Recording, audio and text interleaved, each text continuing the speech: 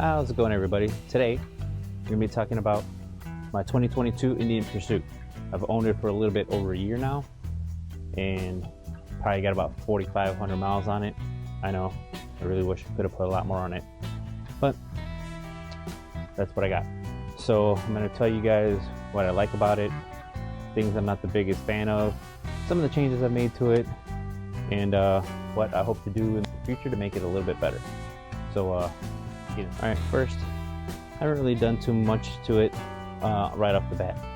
I did put on the Dr. Jekyll and Hyde exhaust, which are slip-ons. In case you're not sure what those are about, I did post a video about it.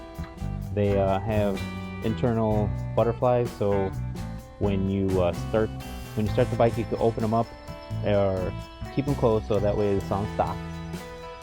Open them up halfway so you get a little bit more rumble, or open them up full tilt and you get kind of like the sounds of a open exhaust. It's not that rowdy, but it does sound pretty good. I like the way it sounds.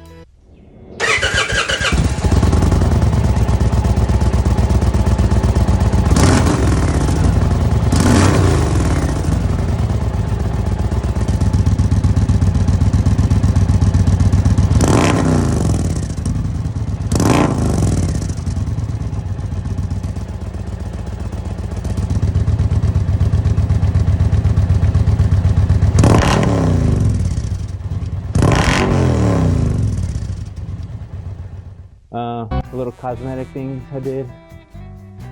I put that right there. The background is a Brave Wolf Customs decal with my Chief anchor in front of that. I put a Road Dog 69 coin holder over there just to cover that unsightly little bolt that they got up there. But aside from that, oh yeah, and the windshield, I went with I got a Clockworks shorty. I forgot what size it is. I believe it's an 11-inch. I got to double check to make sure. Windshield on here, and you got the big ass cup holder for my drinks. And a couple other modifications I did to start last year. Heel tool shifter, added the back part of it. I don't know, I've been used to riding bikes with the heel toe for a while, so I figured add that to it. And then tow hooks. It's like, so, you know, I occasionally tow the bike to destinations and stuff, so tow hooks were a nice little easy add-on just to make life a little easier. Things I like about it, the looks. I mean, look at this thing. It's beautiful. The paint, just, man, every time I look at this thing, I was like, ooh, she's sick. Can't complain about the looks at all. The other thing I like about it is the engine. Now, I've had a couple of baggers, nothing really crazy. My first bagger was Honda Shadow 1100, VP 1100C. Those were bikes. That was my first bagger. I loved it, but needed more power. Then I moved up to Kawasaki Voyager, the 1700. I had plenty of power. I really didn't have any issues with it. Just wanted something a little bit newer and nicer because the tech on it was really old. And so I seen this, fell in love, and we ended up getting it. So yeah, the power on this thing is ridiculous. I have probably pulled the front end off the ground accidentally at least a dozen times, just shifting between second and third. This thing's got power for days, and it's a lot of fun. And I haven't even done any performance mods to it. Maybe this year, or sooner than later. Hopefully sooner than later. Storage, there's plenty of storage in this thing. I've never really run out of room yet.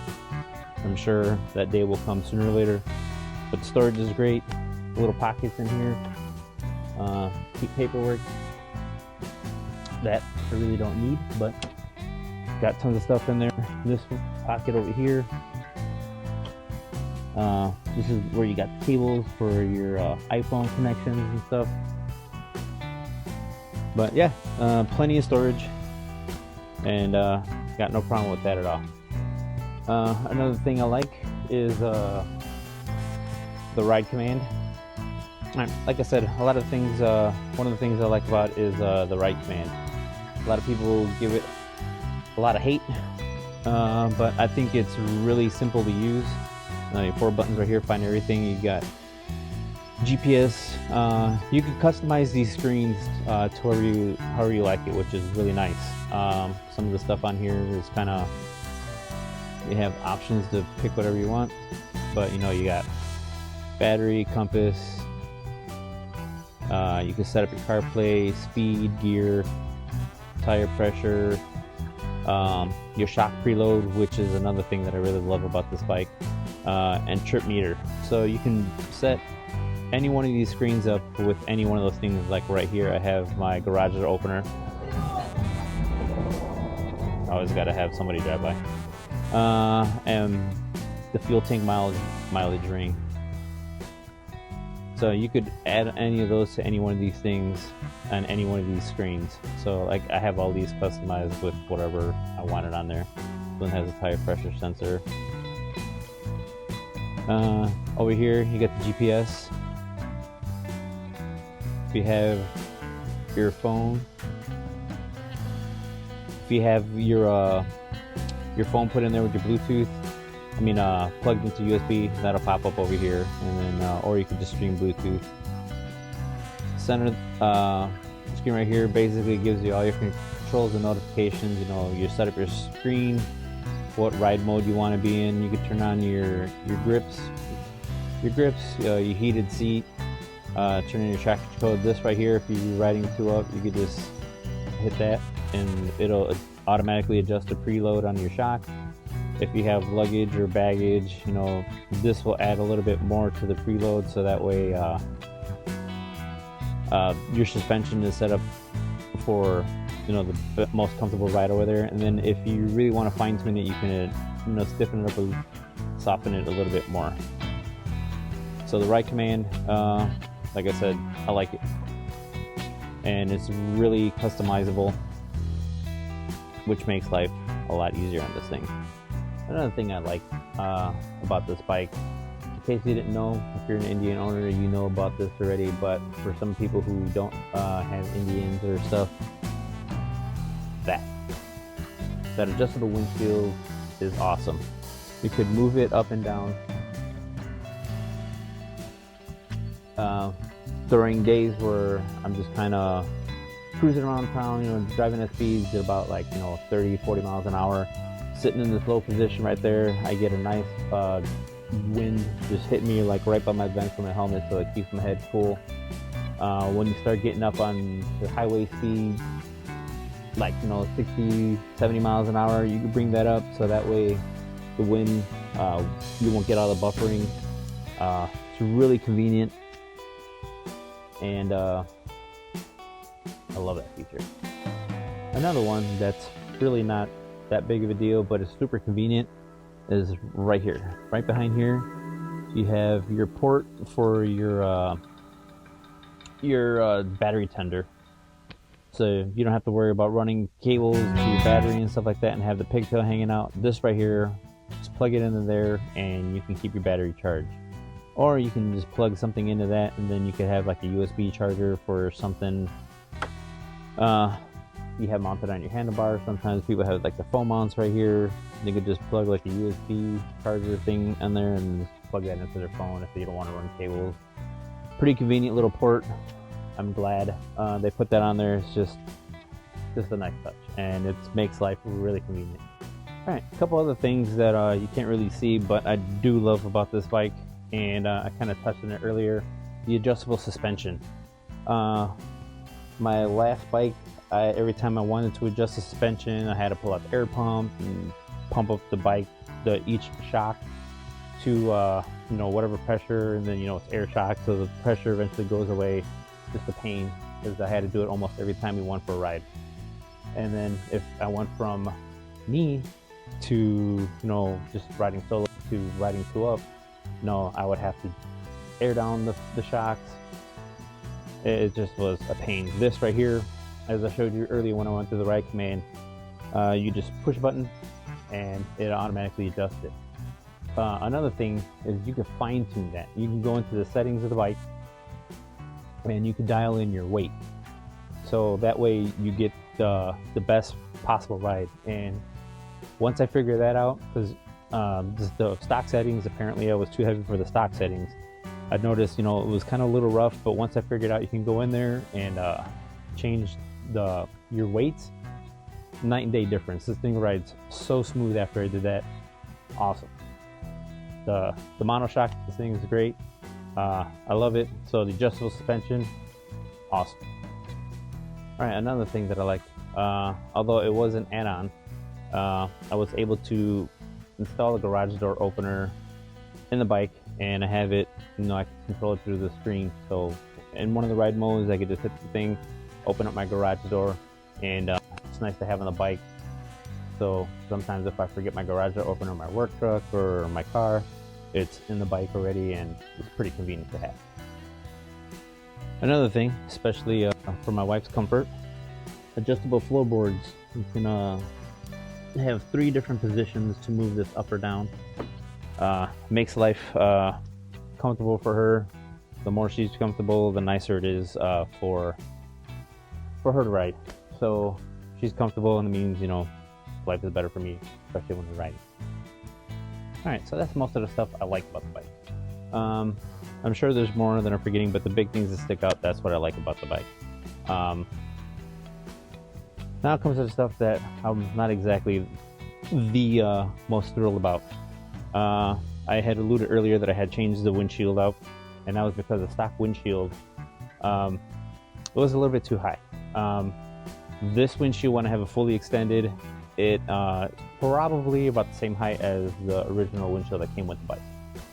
And the issue I had with that was at its lowest height, it was pretty much right in the middle of my eye, which was kind of annoying because you either had to scoot down or kind of like stick your head up a little bit, so that way you weren't looking at like right here. The problem with that was like there really wasn't a lot of wind, so like I was saying with this, when this is down, I get that nice breeze right into the vent of my helmet, and it helps keep me cool. I wasn't getting that with the original windshield. And then it was even worse because if I had rose the windshield so that way I wasn't looking at the line, then I was getting no air at all, and it just kind of got hot in the cockpit. But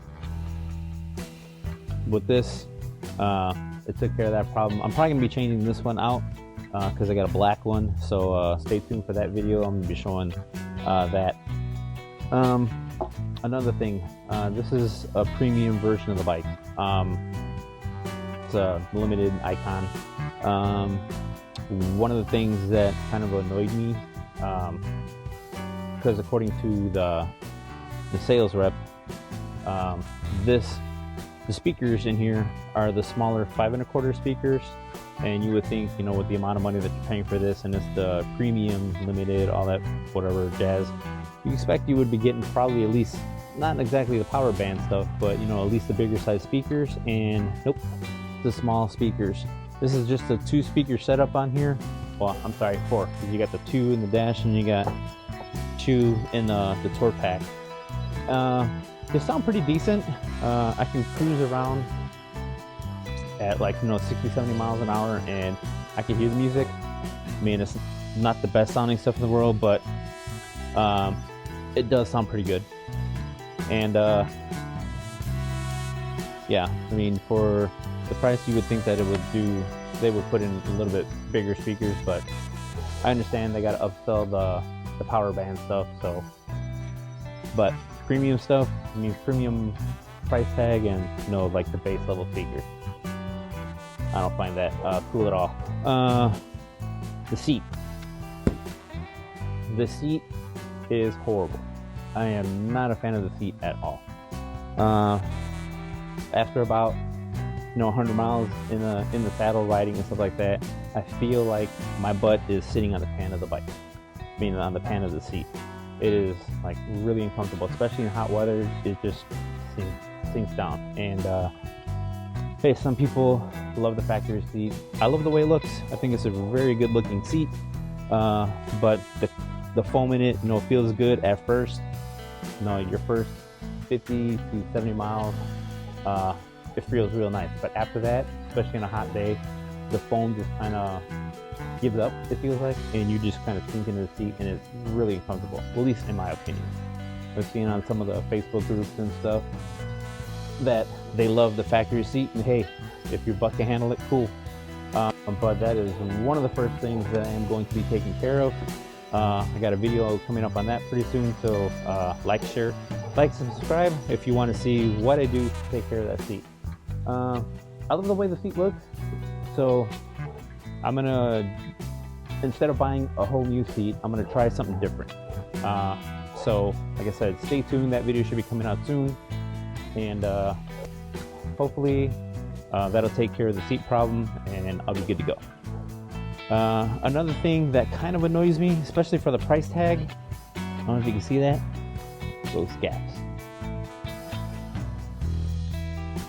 That is, really big over there, really small over there, and then this right here is really consistent in the tight gap. For a premium bike, especially with the price tag, those things gotta close up a little bit better. It's just I don't know. It's just one of those things that just kind of annoyed me a little bit. But those gaps, I guess, just fit and finish, need to be taken care of a little bit better. Aside from that, I can't really think of any. Right here. For you Challenger owners and Pursuit owners, a lot of people complain about the heat right in this area right here. It does get hot. It gets ridiculously hot. But I got a workaround for that, and it seems to help out a lot. When it starts getting over hot over here, I found if you open this up full open, your foot will still get hot. If you turn it just a little bit so the air just kind of directs at the exhaust pipe, my foot doesn't get hot at all. It kind of feels like it creates a buffer between my foot and the exhaust pipe, and it works great. I was in Arkansas last year. It was about 103 degrees. My foot was burning up. I did that, just angled it just a little bit at that exhaust pipe. Perfectly fine after that.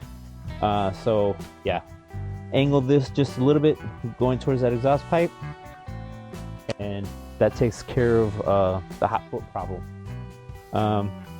Challenger owners, I don't know what to tell you. Unless you get the lowers, yeah, your foot's going to continue to get hot. Another thing, I know it's a safety thing, but it's kind of annoying. Whenever you hook up your phone, I have a iPhone, so the Apple CarPlay that works on the bike right here, you need some sort of headset to hook up to that, or else your Apple CarPlay won't work. What I've done to take care of that, can't really see it right now, but this is a Bluetooth transmitter. So since I wear helmets, every time I come in here to grab my helmet, I turn this on. It's not hooked up to anything right now, but I turn that on, and then by the time I walk over here, plug my phone in and start the bike, the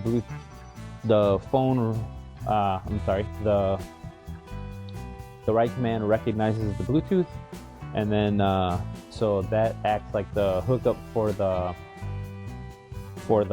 phone, so that way my my Apple CarPlay will work, no problems after that. So that's just a quick little workaround in case you want to run your Apple CarPlay and you don't want to hook up a headphone or a Bluetooth connector to that. Another thing I'm not the biggest fan of is the handlebars. I'm 5'9", and I don't have the longest reach in the world, but when I'm sitting here, it feels like I'm stretched out the entire time riding.